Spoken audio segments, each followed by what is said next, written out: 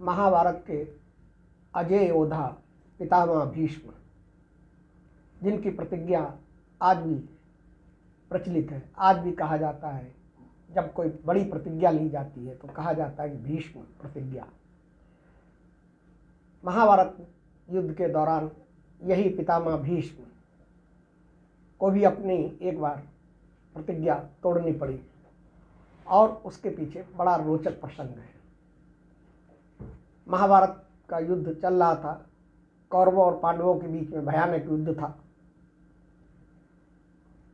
कौरव पक्ष की कमान पितामह भीष्म को दी गई और उन्होंने युद्ध भूमि में पांडव सेना के हजारों सैनिकों को मारना शुरू कर दिया।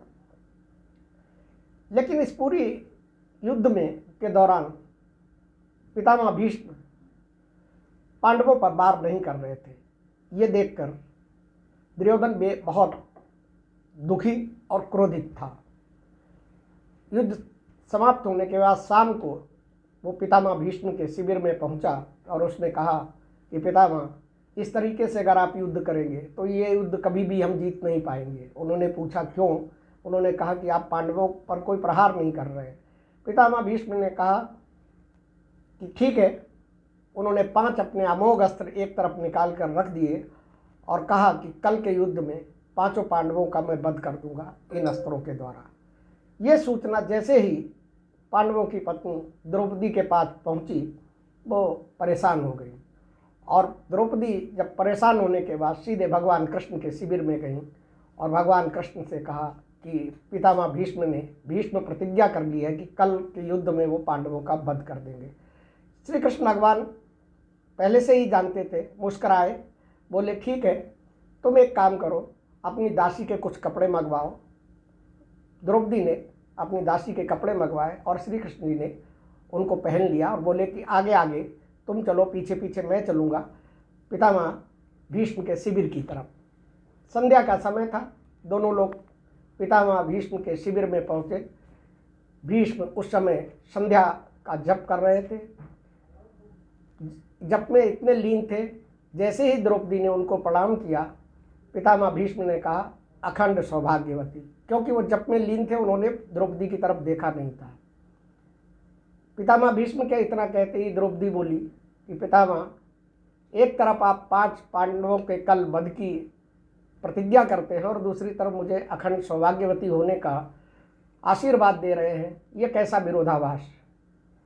पितामह भीष्म का जप एकदम टूटा और उन्हें लगा कि अरे ये तो द्रौपदी है, क्योंकि उनको लग रहा था कि ये दुर्योधन की पत्नी आई हुई है। उन्होंने कहा कि तुम ये बताओ कि तुम्हें यहाँ लेकर कौन आया, वो छलिया कहाँ है। इतने में भगवान श्री कृष्ण सामने आ गए। भगवान श्री कृष्ण के सामने आते ही भीष्म पितामह ने कहा कि हे कृष्ण, तुमने मेरी इस भीष्म प्रतिज्ञा को तोड़वा दिया, लेकिन सावधान, कल के युद्ध में मैं तुम्हारी प्रतिज्ञा भी तोड़वाऊंगा।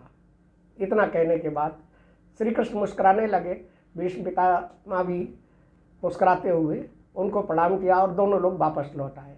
जब श्री कृष्ण वापस लौट के पांडवों के शिविर में आए तो उन्होंने कहा, पांडवों को जगाया, वो लोग सो रहे थे, शाम का रात का समय हो गया था। तो उन्होंने कहा कि तुम लोग इतना बेफिक्री से सो रहे हो, तुमको पता है कि पितामह भीष्म ने प्रतिज्ञा की है। तो 5 पांडव बड़े उससे बोले कि जिसका रखवाला आप जैसा भगवान है, उसको चिंता करने की क्या ज़रूरत, चैन की नींद सोते हैं।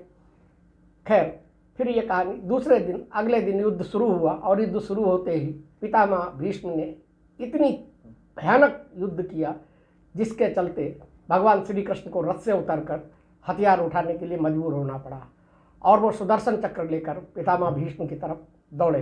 तब पितामह भीष्म ने उनको याद दिलाया कि आपने मेरी प्रतिज्ञा तोड़वाई थी, मैंने आपकी प्रतिज्ञा तोड़वा दी। अब मेरा वध करने के लिए ज़रूरी है कि शिखंडी को सामने लाओ, जिससे कि मैं उसके ऊपर अस्त्र नहीं चलाऊंगा। श्री कृष्ण जी ने पितामह का वचन सुनकर युद्ध भूमि में शिखंडी को अर्जुन के रथ पर सामने कर दिया और उसके बाद शिखंडी को देखकर पितामह भीष्म ने अपने अस्त्र शस्त्र सब नीचे रथ पर रख दिया और उसके बाद पितामह भीष्म का वध हुआ। तो ये कहानी ये संदेश देती है कि किस तरीके से भक्ति में कितनी शक्ति होती है। क्योंकि एक तरफ जहाँ पांडव जो है वो इस बात को लेकर निश्चिंत थे कि भगवान श्री कृष्ण उनके साथ है, तो चैन की नींद सो रहे थे, तो वहीं द्रौपदी जब संकट में उसके पतियों की जान आई तो उसने भी भगवान को ही पुकारा।